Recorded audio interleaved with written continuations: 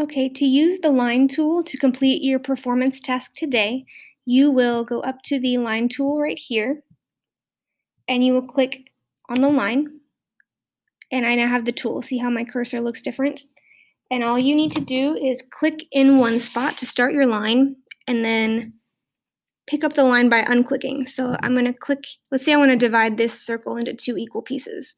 I might start here, and I'll hold it down while I drag it across, and let go there. And I have a line. If I wanted to make unequal pieces, I could do the exact same thing. I would use my line tool, click on it, and draw a line wherever I wanted to.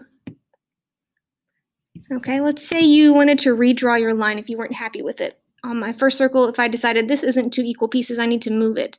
You can either move it by clicking on it and dragging it like this, or if you would prefer to delete it and draw a new one, you can click on it and click delete on your keyboard. And that is all there is to it. Good luck on your performance task.